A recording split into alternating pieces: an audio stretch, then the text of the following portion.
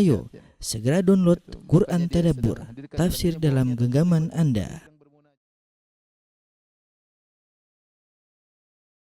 Bismillahirrahmanirrahim. Assalamualaikum warahmatullahi wabarakatuh. Alhamdulillahi ala ihsanihi wa syukru lahu ala taufiqihi wa amtinanihi wa asyhadu an la ilaha illallah wahdahu la syarika lahu ta'ziman li sya'ni wa asyhadu anna Muhammadan abduhu wa rasuluhu da'ila ridwani. Allahumma salli alaihi wa ala alihi wa ashabihi wa ikhwani. Kawan-kawan di Formosa ya 21 ya di Taiwan dan sekitarnya yang dirahmati oleh Allah Subhanahu wa taala. Pada kesempatan pagi hari ini kita bersama-sama untuk berkumpul dalam rangka saling mengingatkan tentang hikmah-hikmah yang dijelaskan oleh para ulama di balik musibah atau bencana yang menimpa kita atau menimpa seseorang ya.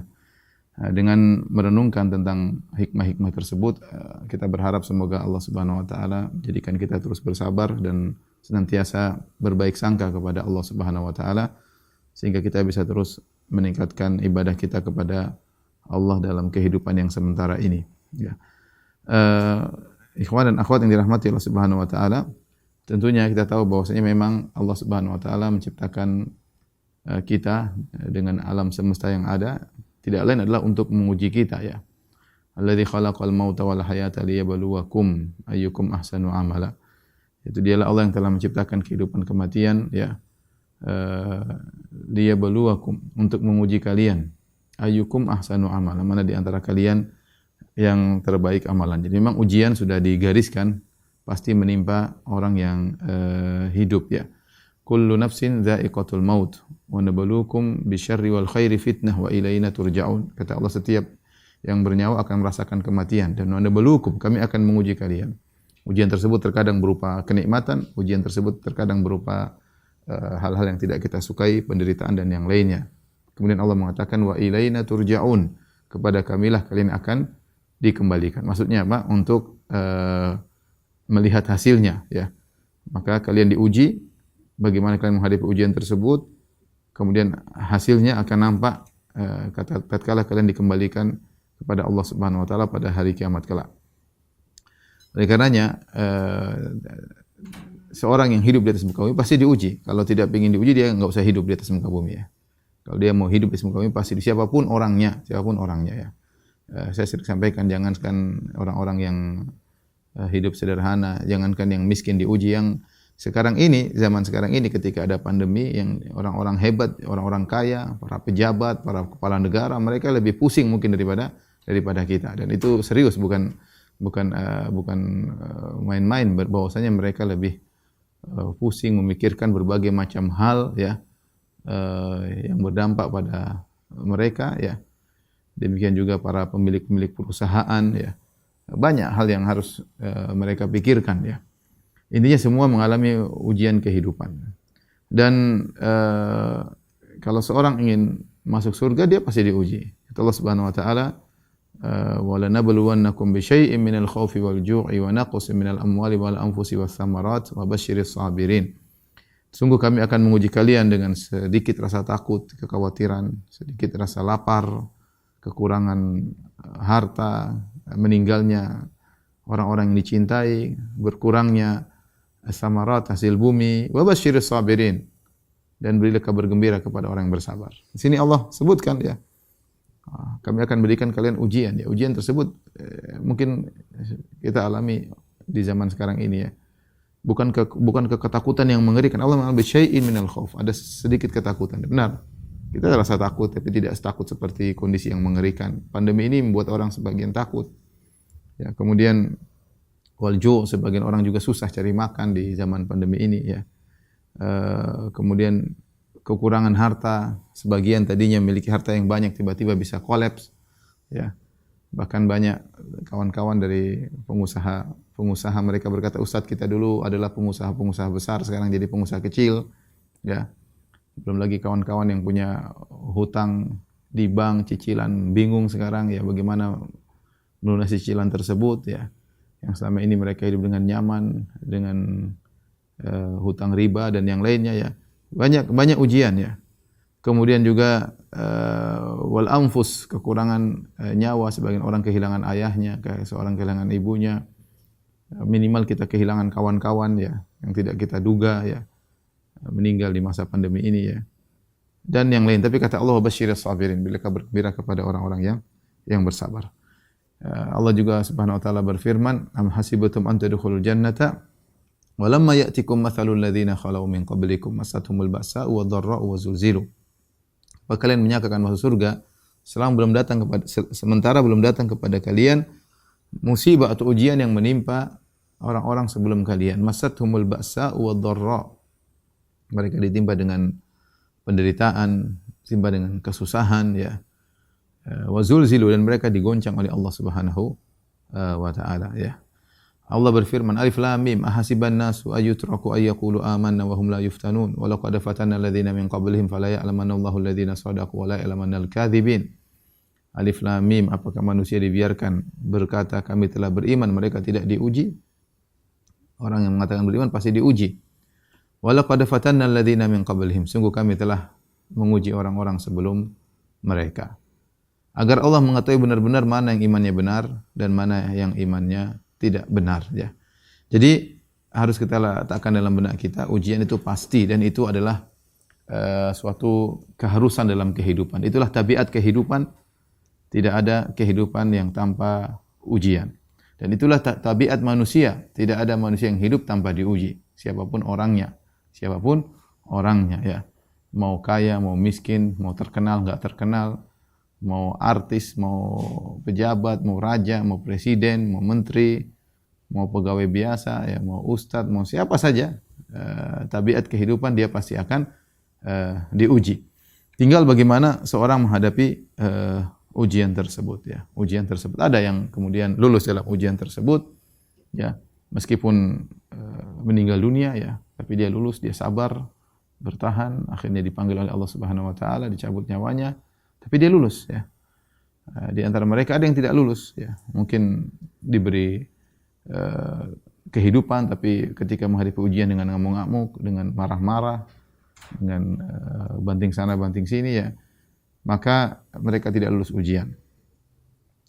Meskipun mereka diberi kehidupan yang lebih panjang. Karenanya ikhwan dan akhwat, rekan-rekan di Taiwan ya yang dirahmati Allah Subhanahu wa taala, pada kesempatan kali ini kita membahas tentang hikmah-hikmah di balik ujian agar kita bisa bersabar dan bisa terus berbaik sangka kepada Allah Subhanahu wa taala ya. Di antara hadis yang menakjubkan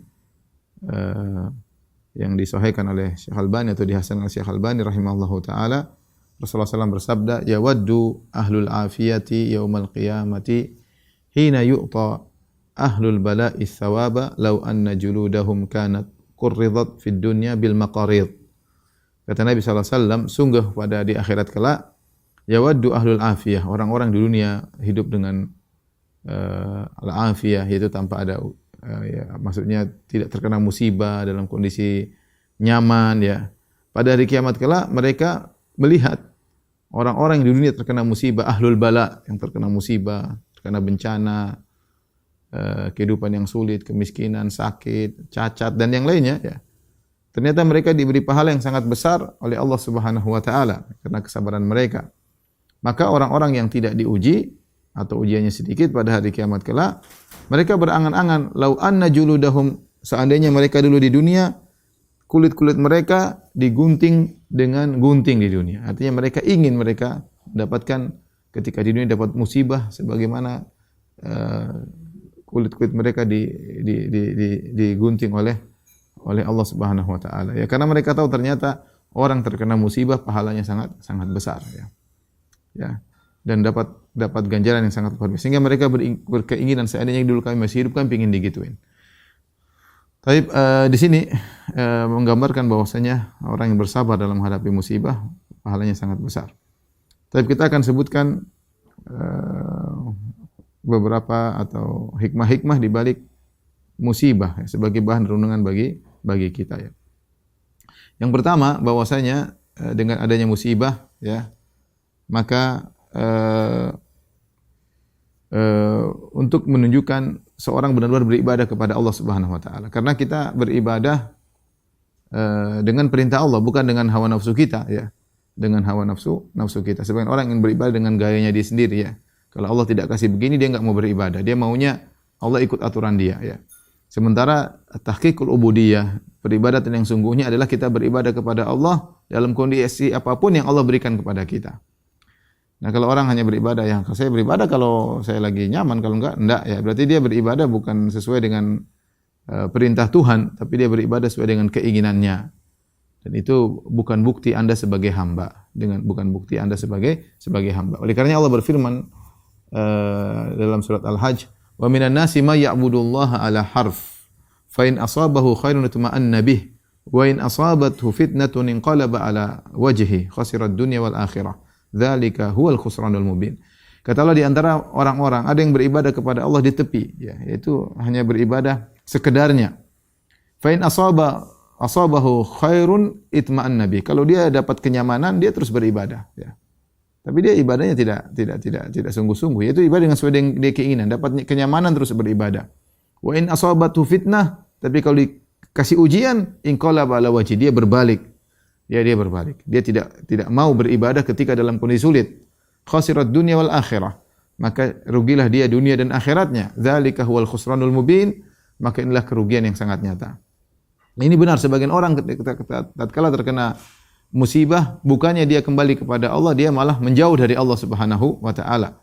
Ya, dia tidak terima apa yang Allah putuskan bagi dia, ya, karena dia beribadah sesuai dengan keinginannya. Dia bukan hamba Allah yang sesungguhnya, ya.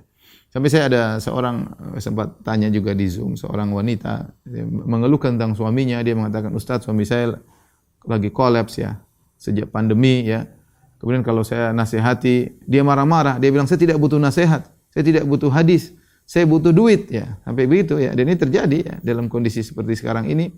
Bisa saja orang berubah, bisa saja orang berubah. Maka bukti Allah ingin lihat mana di antara hamba-hambanya ya yang beribadah kepada Allah dengan sungguhnya, beribadah kepada Allah dalam kondisi senang dan juga beribadah dalam kondisi sulit. Sehingga bukti bahwasanya dia adalah seorang hamba Allah Subhanahu wa taala, bukan dia beribadah dengan hawa nafsunya dan keinginannya. Baik, di antara ini hikmah yang pertama. Hikmah berikutnya di antara hikmah dari musibah atau bencana adalah kafaratun lidzunub, untuk menghilangkan dosa-dosa. Dan ini sudah perkara yang sama-sama kita ketahui ya, bahwasanya musibah itu menghilangkan dosa-dosa jika seorang bersabar menghadapinya. Bahkan musibah yang sepele, yang mungkin cuma demam atau musibah yang sepele. Makanya kata Nabi sallallahu alaihi wasallam, "Ma yusibul muslim min hammin wala wasabin wala nasabin wala ghammin wala hazanin wala adan wala syauka yushakuha illa kafarallahu biha khatayahu." Tidaklah seorang mukmin ditimpa dengan berbagai macam musibah. Kata Nabi sallallahu alaihi wasallam, "Min wasabin wala nasabin", sakit menggugurkan dosa-dosanya. Nasab, keletihan. Ya, keletihan itu dianggap oleh syariat sebagai suatu musibah. Kerja sampai capek, ya, itu keletihan. Kalau dia sabar karena Allah Subhanahu wa taala, keletihan yang dia rasakan itu nasab, capek cari kerja, capek cari duit, capek mikir ini, capek mikir anu, dia juga dapat pahala, wala nasabin, ya. Kemudian apa?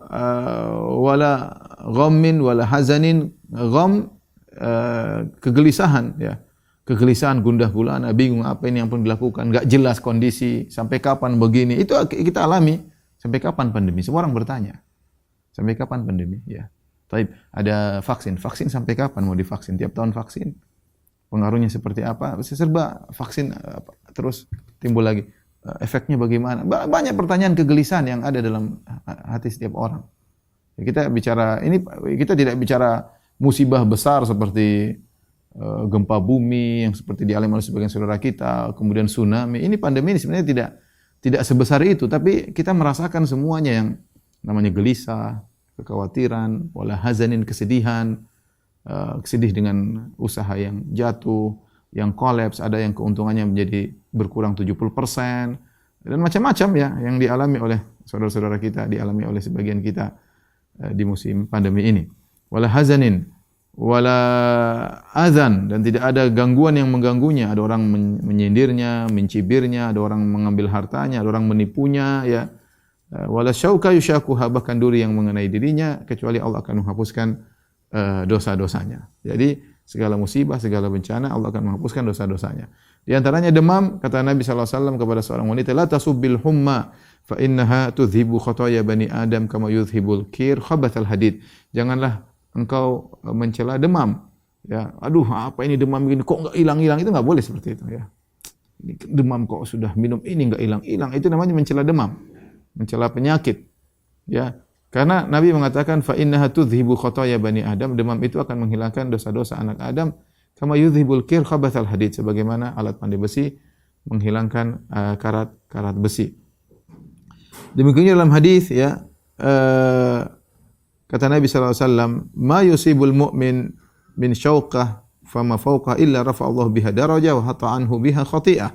Tidaklah seorang muslim ditimpa dengan musibah berupa duri ya, atau yang lebih daripada itu, kecuali Allah angkat derajatnya dan Allah akan menghapuskan dosa-dosanya. Dan Nabi sallallahu alaihi wasallam bersabda, "Idza aradallahu bi 'abdihil khaira ajjala lahul 'uqubata fid dunya." Jika Allah menghendaki kebaikan pada seorang hamba, Allah segerakan hukumannya di dunia ya. Jadi hukumannya sudah dicicil oleh Allah Subhanahu wa taala, dihapuskan oleh Allah, sehingga di akhirat dia tidak punya dosa ya.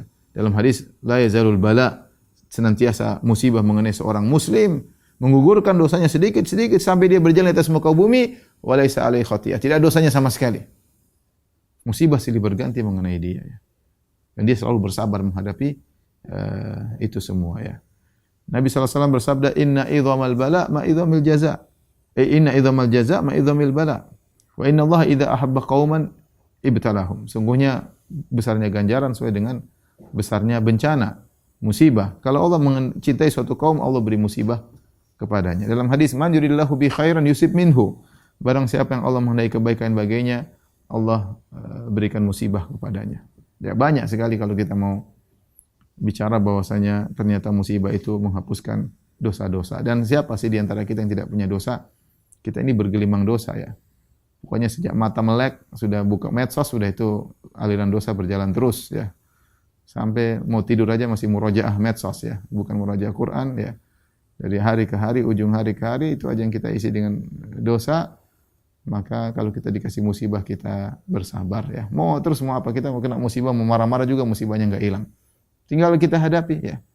Mau sabar atau tidak. Kalau sabar, dosa-dosa dikurangi. Kalau enggak bersabar, tambah banyak dosa. Kemudian di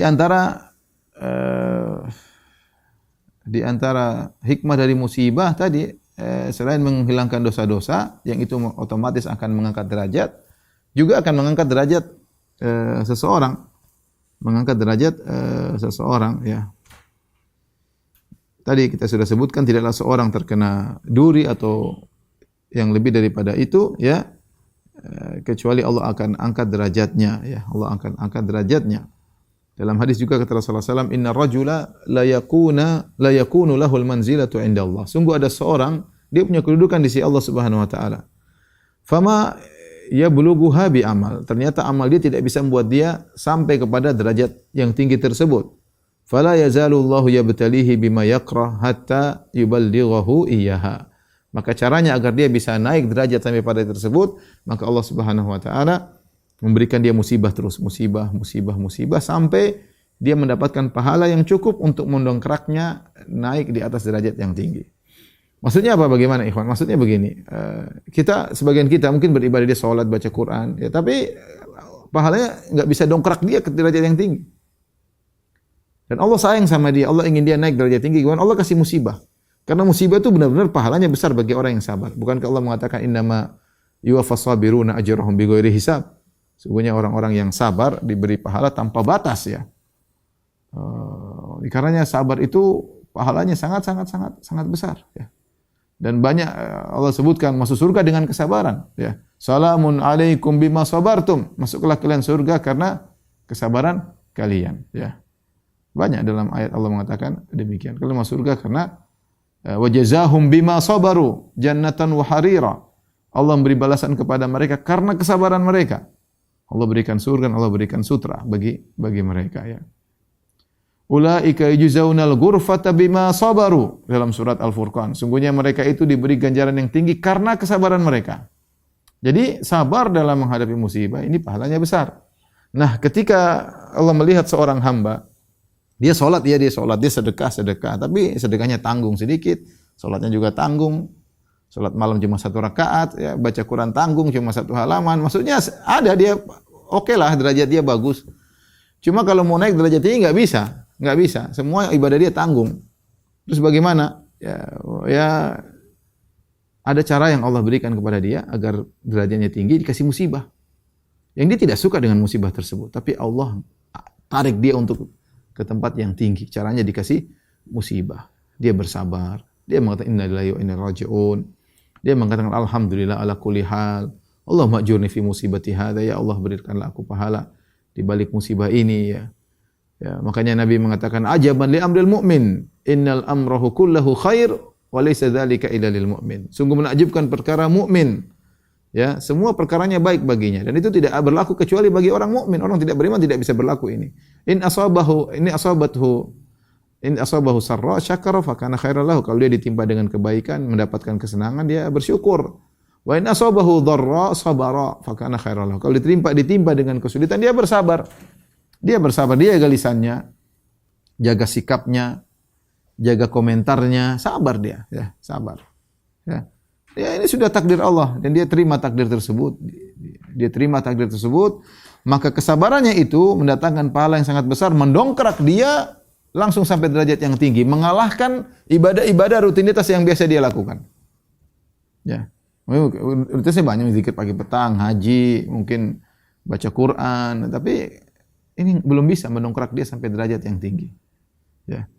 Maka dikasih musibah yang luar biasa. Dan ada sebagian saudara-saudara kita seperti itu, ya. Kasih musibah. Saya kayak lihat kalau saya posisi dia, wallah alam saya bisa mampu enggak menghadapi seperti itu, ya. Sepertinya tidak mampu, hamba ini sangat lemah. Tapi teman itu kuat. Kagum kita melihatnya, Masya Allah. Mungkin memang Allah pilih dia, dikasih musibah yang luar biasa, dan dia bisa menghadapinya. Ketemu, senyum, tidak ada wajah, padahal musibahnya bertumpuk-tumpuk. Tapi kalau ketemu, senyum, ya. Kita enggak tahu apa yang ada dalam hatinya. Ya. Sebagian orang mengatakan, sampai ada yang bertanya kepada seorang, Anda dapat musibah banyak, kenapa senyum terus? Kata dia, senyumku untukmu, curhatku hanya untuk Allah Subhanahu wa taala. Ya, curhatku hanya untuk Allah Subhanahu wa taala. Oleh karenanya, ini di antara hikmah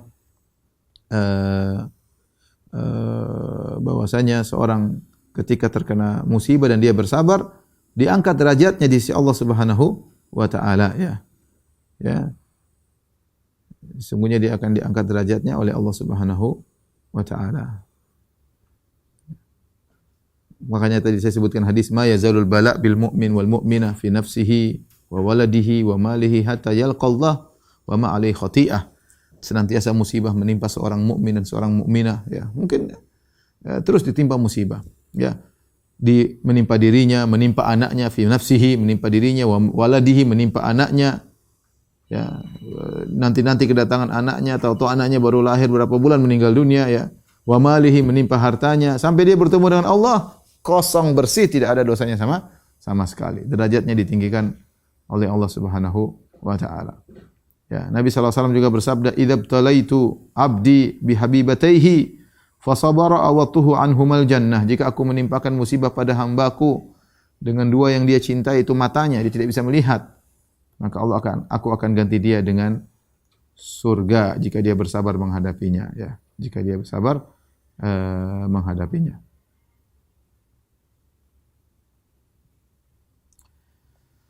Taib, ini di antara hikmah dari musibah, ya, meninggikan derajat seseorang, ya. Kemudian di antara hikmah dari musibah adalah kesempatan bagi seorang untuk berfikir tentang kesalahan-kesalahannya, ya. Dia introspeksi, kalau bahasa kita, introspeksi diri. Nah, tidak ada musibah mengenai dia kecuali dia punya kekurangannya. Jangan kita menempati diri kita dalam kondisi ujub ketika ditimpa musibah dengan mengatakan, saya memang orang hebat, saya tidak punya salah, ini karena saya diangkat derajatnya, ya. Kalau kita orang soleh mungkinlah kita boleh berpikir. Kalau kita ulama mungkin kita bisa ulama begitu, kata Nabi, ya. Tapi kalau kita yang tiap hari lihat medsos, ya, kalau musibah kena kita, ya kemungkinan besar kemungkinan besar karena dosa-dosa kita, ya. Dan kalau kita bersabar, dosa kita dihapus dan kita akan diangkat derajatnya. Tapi ketika kita kena musibah, kita introspeksi diri. Introspeksi diri. Makanya Ibn Taimiyah rahimahullah ketika membahas tentang 20 sebab kenapa harus memaafkan, dia sebutkan jika ada seorang mendolimimu, ya, maka introspeksi diri. Introspeksi diri, dan itu yang diinginkan oleh Allah Subhanahu wa taala, ya. Sebelum jangan sibukkan dengan dia, sibukkan dengan diri kita. Kita tidak dizalimi oleh orang tersebut kecuali karena dosa-dosa kita. Allah yang mengatakan ma asaba min musibatin fabima kasabat aydikum. Tidak ada musibah yang menimpa kecuali akibat kesalahan kalian. Ada orang mencaci maki kita, orang merendahkan kita, tunggu dulu, jangan kita orang itu ngawur, pikir kita dulu. Ketika kita lupa untuk introspeksi diri, kata Ibnu Taimiyah rahimahullah, kita lupa untuk introspeksi diri dan kita fokus untuk menghabisi dia, membalas dia, musibah ini lebih besar daripada musibah dia menzalimi kita. Musibah kita lupa untuk introspeksi diri, sibuk membantah dia, musibahnya lebih besar daripada musibah pertama, dari musibah kezaliman dia kepada kita. Nah, dan itu yang diinginkan oleh syaitan. Oleh karenanya tatkala orang terkena musibah, introspeksi diri, jangan merasa pede, ya. Merasa pede bahwasanya memang saya diangkat derajatnya oleh Allah. Iya, tapi ente juga harus introspeksi diri. Kalau Anda tahu diri, sabar, ya maka insyaallah diangkat derajatnya otomatis. Tapi yakin bahwasanya segala musibah menimpa kita karena dosa-dosa kita, ya. Makanya para salaf dahulu mengatakan saya mengetahui bagaimana asar dampak dari dosaku, dari keluargaku, dari tungganganku, ya. Dia tahu, ya. Sikap keluarganya yang berubah, sikap tunggangannya yang aneh, ya, itu dampak dari maksiat yang saya lakukan. Dampak dari maksiat yang saya lakukan. Bisa jadi saya katakan seorang laki pulang ke rumah, istrinya marah-marah melulu, dikasih duit enggak pernah puas begini, nuntut banyak-banyak. Mungkin karena maksiat yang dilakukan, ya. Ya. Jangan dia bilang, wah memang saya diangkat derajatnya oleh Allah punya istri seperti ini.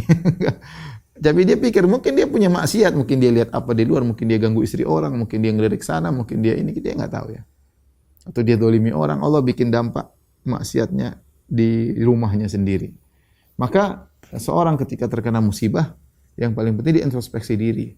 Dia buka lagi lembaran-lembaran masa lalunya, apa yang telah dia lakukan selama ini.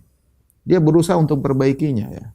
Kalau belum bisa, dia beristighfar kepada Allah banyak-banyak. Ya Allah, saya belum bisa merubah diri saya. Ya, maafkanlah hamba-Mu yang dengan lemah ini, ya Allah, ya. Nangis di hadapan Allah Subhanahu wa taala. Kalau dia bisa rubah, maka dia rubah bertahap. Dia rubah. Karena di antara musibah yang besar, kalau orang terkena musibah tidak introspeksi diri. Tadi kata Ibnu Taimiyah rahimahullah taala. Ya, di antara musibah terbesar, seorang terkena musibah, dia tidak introspeksi diri, maka dia melemparkan segala sebabnya ke luar dirinya. Ya, dia lemparkan seluruh sebab musibah yang menimpanya kepada keluar dirinya. Maksudnya, ini gara-gara ini gara-gara ini gara-gara tetangga, ini gara-gara istri, gara-gara anak, gara-gara kawan, gara-gara pegawai yang goblok, gara-gara bos yang goblok, gara-gara pemerintah, gara-gara, ya memang ada sebabnya semua. Tapi semuanya yang pertama introspeksi diri dulu, ya.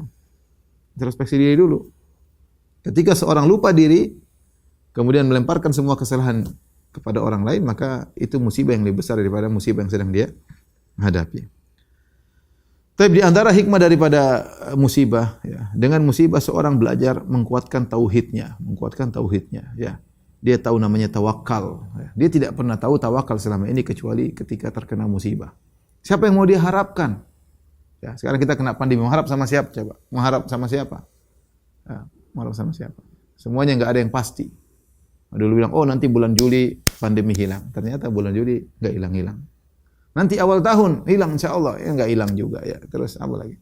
Oh nanti ada ini, oh lama-lama tubuh kuat semua, ternyata kena juga. Mulai banyak yang meninggal. Wah, yang dekat meninggal orang dekat-dekat kita malah. Ya. Saya aja di HP sudah berapa banyak orang yang namanya masih ada, saya belum hapus, orang sudah enggak ada. Ya. Kawan-kawan dekat, ya, teman-teman, ya. Kenalan sini, kenalan sana, ya. Begitu kondisi yang ada, ya. Ya, kita diajari untuk tawakal kepada hanya Allah yang bisa mengangkat ini semua. Kita bersandar kepada Allah Subhanahu wa taala. Tadi terkadang kita dikasih musibah agar kita belajar tawakal, ya. Saya selalu cerita, saya pernah ketemu orang di salah satu kota di Jawa, ya. Waktu kebetulan saya ceramah tentang tawakal, kemudian dia bilang, "Ustaz, ya benar ceramah Ustaz, benar saya pernah mengalami, ya.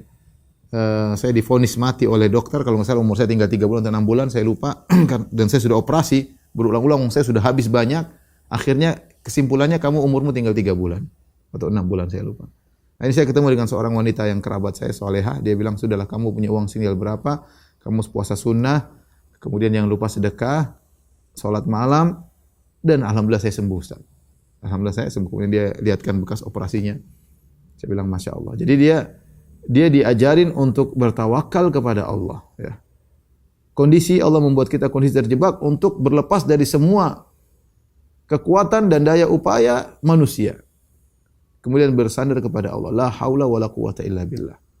Tidak ada daya, tidak ada upaya, tidak ada perubahan kondisi kecuali dengan Allah Subhanahu wa taala, ya. Ya. Oleh karenanya pelajaran yang besar yang kita ambil dari adanya musibah yaitu kita bertawakal kepada Allah. Kita lihat ketika kita tawakal, ya ketika kena musibah, ya bersandar sama siapa? Kadang teman-teman dekat menjauh dari kita. Gimana kita mengharap dari mereka? Mereka juga susah. Ya, mereka juga susah. Ya, kita kasih udzur sama mereka. Mereka juga susah. Yang biasanya mungkin teman sekarang mulai menjauh. Yang biasanya mungkin kasih hadiah, nggak pernah kasih hadiah. Yang biasanya membantu dengan mudahnya, nggak bisa membantu. Ya, mereka sama-sama susah. Ya, kita dijebak sehingga kita dijebak oleh Allah sehingga kita hanya bertawakal kepada Allah Subhanahu wa taala. Sebagian kawan yang terkena musibah banjir, mereka mengatakan, Ustadz benar-benar ya, kita tahu kita ini lemah, nggak bisa apa-apa, ya. Kita di tengah-tengah air yang begitu banyak, nggak ada air bersih untuk minum, ya. Saya melihat bagaimana hewan-hewan berusaha menyelamatkan diri. Kita nggak bisa apa-apa, sudah. Ini semua benar-benar kita ini makhluk diatur ikut aturan Tuhan, ya. Di situ kita hanya bisa pasrah kepada Allah Subhanahu wa taala, ya. Jadi banyak pelajaran, ya, yang apa namanya? Membuat kita menjadi bertawakal kepada Allah. Makanya di antara pelajaran besar dari namanya musibah, menghilangkan keangkuhan kita, keakuan kita, kesombongan kita, ujub kita, semuanya kita buang. Jadi ini disampaikan oleh Ibnu Qayyim rahimahullahu taala, ya. Dengan perkataan yang indah, beliau berkata, "Falaula annahu subhanahu yudawi ibadahu bi adwiyatil mihan wal ibtila la tagaw wa bagaw wa atau." Kalau bukan Allah Subhanahu wa taala mengobati hamba-hambanya dengan pil-pil ujian, musibah, ya. Dengan tablet-tablet musibah, ya. Dengan kapsul-kapsul obat ini, musibah, ujian. Kalau Allah tidak kasih obat-obat seperti itu, la tagaw, mereka akan berlebih-lebihan melampaui batas. Wa bagaw, mereka akan berbuat zalim. Wa atau, mereka akan sombong. Coba kalau orang sehat terus, melulu, enggak pernah sakit, enggak pernah kena musibah, angkuh, sombong, merasa diri hebat, berhasil terus, sukses terus, menang terus, ya sudah, pasti sombong, ya. Makanya Allah kasih musibah. Musibah sebenarnya obat untuk meningkatkan imun, ya. Obat Allah kasih, ya. Wallahu subhanahu idza arada bi abdihi khairan saqahu dawa minal ibtila wal imtihan ala qadri halihi. Dan kalau Allah menghendaki, kata Ibnu Qayyim, menghendaki kebaikan pada seorang hamba, Allah antarkan kepada dia obat berupa ujian, berupa musibah sesuai dengan kondisinya. Yastafrighu bihi minal adwa al-muhlikah. Dengan obat-obatan tersebut, maka sang hamba akan mengeluarkan penyakit-penyakit yang mematikan. Hatta idza hadzabahu wa naqqahu wa saffahu ahallahu li asyrafi maratibid dunya wa hiya ubudiyatuhu. Ya, ketika dia sudah bersihkan segala penyakit dari dirinya dengan musibah tersebut, sombongnya dia buang, angkuhnya dia buang, ujubnya dia buang, merasa tingginya dia buang, maka Allah siapkan dia untuk meraih kedudukan yang paling tinggi di dunia, yaitu beribadah kepada Allah Subhanahu wa taala. Dan Allah akan angkat derajatnya di akhirat, yaitu melihat Allah pada hari kiamat kelak. Makanya dalam pernyataan Ibnu Qayyim yang lain, kalau seandainya Allah tidak berikan obat-obat berupa ujian dan musibah, dia akan terkena penyakit tadi, sombong, penyakit far'anah, yaitu seperti Fir'aun, angkuh. Disebutkan Fir'aun kenapa sombong begitu? Karena dia hidup lama, berkuasa lama. Ya, dia hidup lama, berkuasa lama sehingga dia lupa diri, dia merasa dirinya hebat. Kenapa tidak terkena musibah? Ya, membuat orang lupa diri. Buat orang lupa diri. Jadi anggaplah musibah ini adalah obat dengan obat tersebut menghilangkan banyak penyakit hati kita, ya. Bersandar kepada makhluk, ya. Sombong angkuh, ya. Ya.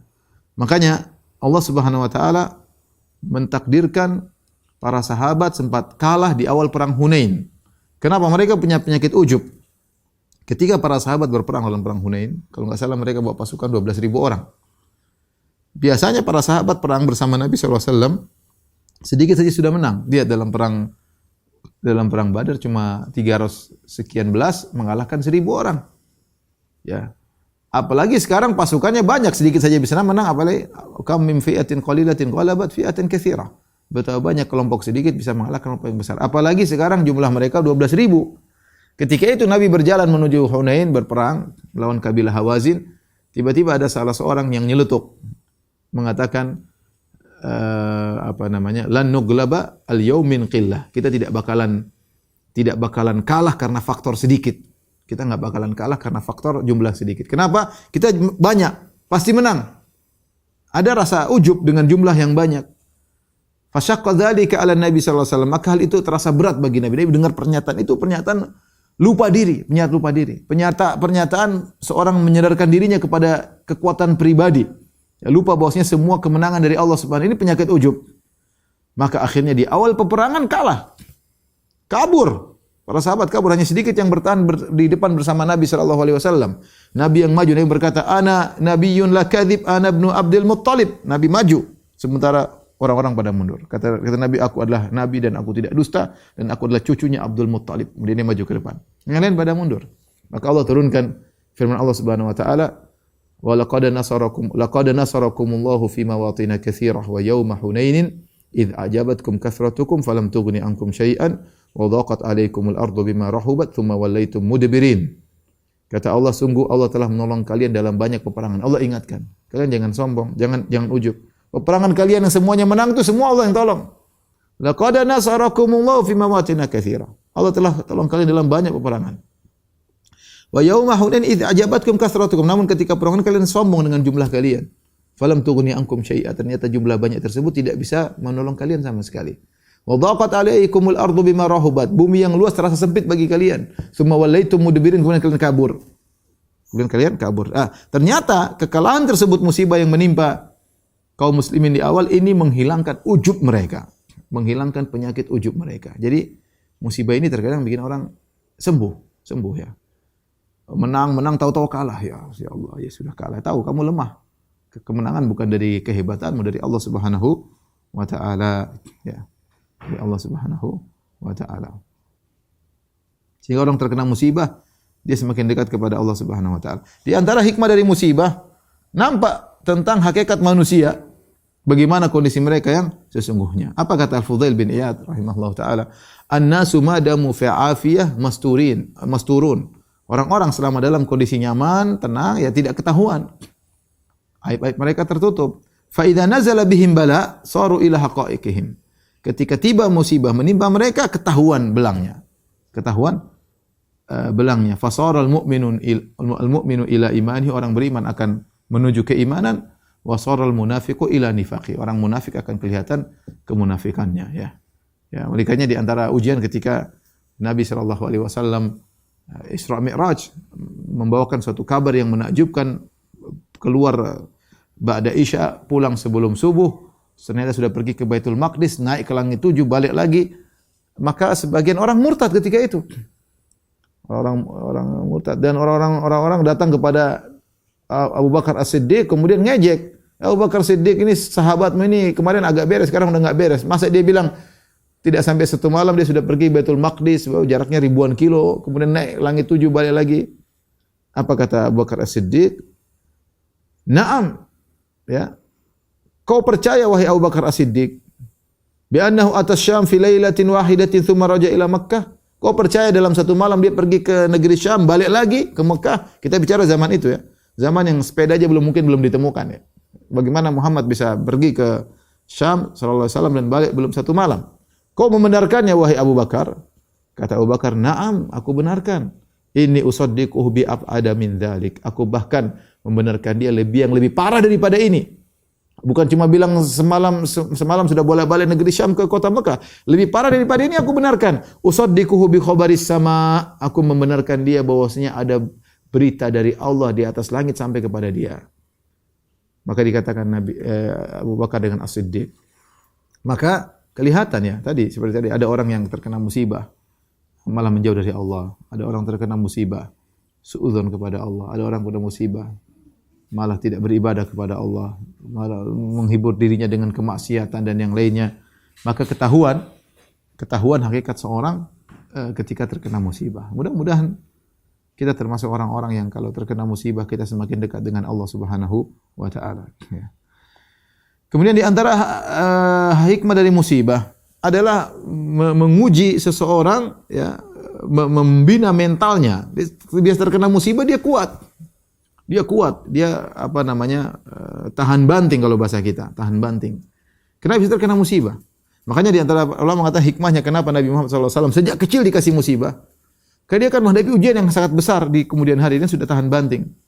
Si kecil lahir bapaknya sudah enggak ada. Sallallahu alaihi wasallam. Tinggal sama ibunya. Kemudian ibunya taruh dia di tempat susuan di Taif. Ya, sampai umur 4 tahun. Kemudian tinggal di pedalaman, di Badia, ngurusi kambing-kambing. Tinggal bukan dia padahal siapa Muhammad? Muhammad cucunya Abdul Muttalib, orang hebat, penguasa kota Mekah.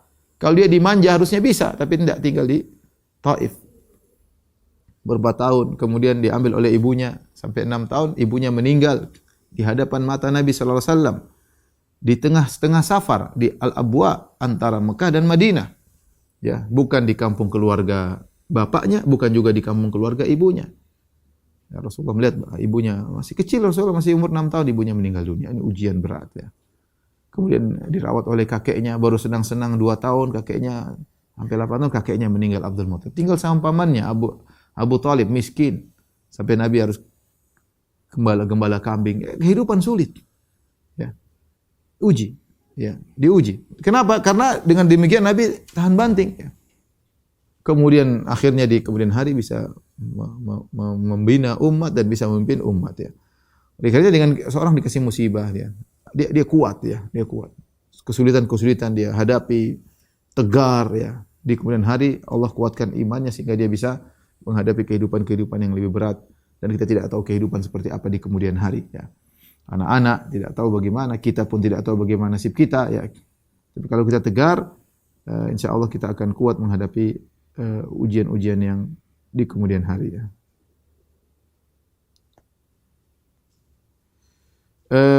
Tadi sudah saya singgung juga bahwasanya yang paling utama adalah seorang ketika terkena musibah introspeksi diri, ingat tentang dosa-dosanya ya. Tidak ada musibah pun yang menimpa kecuali atas dosa-dosanya. Wa ma asabaka min sayyi'atin famin nafsik. Tidak ada musibah yang menimpamu kecuali karena dirimu sendiri. Ma asabakum musibatin fabima kasabat aydikum. Tidak ada suatu musibah yang menimpa kalian kecuali akibat ulah perbuatan kalian. Allah juga berfirman, "Zaharul fasadu fil barri wal bahri ma kasabat aydin nas liyudhiqahum ba'dalladzi amilu la'allam yarji'un." Telah nampak kerusakan daratan di lautan. Kerusakan daratan lautan, ya, musibah. Bima kasabat aydin nas, akibat ulah perbuatan manusia, ya. Maka jangan ragu-ragu dai atau kawan-kawan ketika ada musibah yang berkepanjangan, suruh bertobat kepada Allah. Ya, kita bertobat kepada Allah. Ini karena dosa-dosa kita. Ya benar. Kita berusaha menjalani prosedur, kita berusaha mencari obat, tapi disertai dengan istighfar kepada Allah, disertai dengan bertobat kepada Allah Subhanahu wa taala ya. Ya. Jangan sampai kita seperti orang-orang kafir sudah dikasih musibah tidak tunduk. Walaqad akhadnahum bil adzabi famastakanu li rabbihim wa ma yatadarrun. Sungguh kami telah memberikan azab kepada mereka, famastakanu li rabbihim wa ma yatadarrun. Mereka tidak tunduk kepada Allah, cuek aja. Ya. Tidak ada. Tidak tunduk, tidak merendah di hadapan Allah. Ya musibah dianggap ya biasa aja. Tetap aja kufur kepada Allah Subhanahu wa taala. Di antara hikmah dari musibah, 2 lagi insyaallah kita sampaikan. Di antaranya musibah mengingatkan engkau kepada karunia Allah yang selama ini mungkin kau lupakan. Ya, seorang sering tidak sadar kecuali dikasih musibah. Seorang tidak tahu nikmatnya sehat kecuali dia sakit. Seorang tidak tahu nikmatnya harta kecuali kalau hartanya tersebut hilang ya. Seorang tidak tahu nikmatnya waktu kosong kecuali kalau dia sudah sibuk ya. Jadi banyak musibah membuat kita sadar ya, ternyata selama ini kita dapat kenikmatan yang luar biasa. Selama ini kita diberi kesehatan yang luar biasa. Kita tidak menggunakannya dengan baik. Ya, dengan terkena musibah-musibah ini kita mulai sadar. Maka seorang berusaha ingat tentang nikmat Allah sebelum dikasih musibah. Itu yang seharusnya. Jangan kita menjadi orang baru ingat tentang nikmat Allah kalau sudah dikasih musibah, jangan. Ya. Kita berusaha selalu ingat nikmat Allah, ya. Makanya zikir pagi petang sangat penting, ya. Asbahna ya, ya ala apa? Nikmatillah, di atas nikmat Allah. Kita terus, ya. Asbahal mulku lillah. Kita zikir pagi petang kita ingat bahwa semuanya karena Allah, semuanya karena Allah. Terkena musibah membuat kita sadar tentang karunia yang Allah berikan selama ini. Kemudian di antara hikmah dari musibah, kita tahu tentang hakikat dunia. Dunia ini kenikmatan yang cepat bisa berubah. Ya. Tadinya kaya tiba-tiba kolaps, ya. Tapi sehat tiba-tiba sakit. Maka jangan terpedaya dengan dunia. Dunia ini tidak selalu seperti ini bisa jadi. Kita tahu bisa jadi kita senang terus, tapi belum tentu seperti buktinya sekarang. Kondisi bisa berubah. Orang bisa berubah 180 derajat. Kondisi ekonomi bisa hancur tiba-tiba. Ya. Dan yang lainnya ya. Ya. Yang lainnya. Maka jangan terpedaya dengan dunia. Dunia ini kalau ada di tangan Anda maka manfaatkan sebaik-baiknya. Karena dunia ini menipu, bisa jadi pergi dengan tiba-tiba. Maka seorang waspada ya. Lihat betapa orang di Jakarta, orang kaya-kaya meninggal. Hartanya tidak bisa menolongnya dari penyakit ini, penyakit Covid. Jadi itu banyak kita dengar pemilik ini meninggal. Pemilik ini meninggal, Masya Allah. Ada kawan juga punya kenalan yang punya rumah di luar negeri lah, punya inilah, punya apartemen inilah, meninggal. Ada yang punya kapal, meninggal. Tidak bisa apa-apa. Dunia ini jangan menipu kita. Kalau bukan dunia yang pergi, kita yang pergi meninggalkannya. Wa taraktum ma khawwalnakum wara'a dhuhurikum. Kata Allah, wa laqad ji'tumuna furada kama khalaqnakum awwala marrah. Wa taraktum ma khawwalnakum wara'a dhuhurikum. Kalian akan datang kepada kami, wahai manusia, kata Allah Subhanahu wa taala, sendiri-sendirian. Ya sebagaimana dan kalian meninggalkan apa yang telah kami berikan kepada kalian. Semuanya ditinggalkan, meninggal selesai semua ditinggal. Mau duit banyak diberangkas, mau ATM tebal, apa semua tinggal. Kekayaan enggak ada manfaatnya. Musibah ini buat kita belajar ya. Buat kita belajar bahwasanya dunia ini sangat menipu. Entah dunia yang berubah tiba-tiba seorang kaya menjadi miskin, sehat menjadi sakit, atau dia tetap kaya tapi dianya yang pergi meninggalkan dunia ini. Dan itu banyak terjadi di musim sekarang. Dan terakhir, ikhwan dan akhwat rahmatillah subhanahu wa ta'ala, dengan musibah ini menjadikan seorang rindu untuk surga ya. Kita bahwasanya dunia ini bukanlah tempat yang selalu nyaman, penuh dengan suka duka. Musibah apapun, musibah pandemi, musibah di keluarga, musibah di pekerjaan, demikianlah kehidupan. Allah tidak menjadikan dunia ini suatu yang nyaman 100%, pasti terkontaminasi dengan kesedihan, terkontaminasi dengan kekhawatiran ya. Karena agar seorang sadar dunia cuma sementara, sehingga hatinya tidak selalu tentram dengan dunia. Dia menginginkan sesuatu yang sempurna. Ya, sempurna di akhirat. La khaufun 'alaikum wa la antum tahzanun. Kalau sudah masuk surga tidak ada kekhawatiran, tidak ada kesedihan, enggak ada gundah gulana, semuanya kebahagiaan. Maka dengan adanya musibah yang menimpa kita, menimbulkan kekhawatiran, kegelisahan, ini membuat kita rindu untuk menuju surga. Dan kita tahu bahwasanya kehidupan dunia memang demikian, tabiatnya seperti ini. Wallahu a'lam bishawab. Tapi ini saja mungkin yang bisa saya sampaikan. Kurang lebihnya saya mohon maaf kepada kawan-kawan di Taiwan dan yang lainnya. Semoga bermanfaat. Kurang lebihnya saya mohon maaf. Wabillahi taufiq wal hidayah. Assalamualaikum warahmatullahi wabarakatuh. Subhanakallahumma wa bihamdika asyhadu an la ilaha illa anta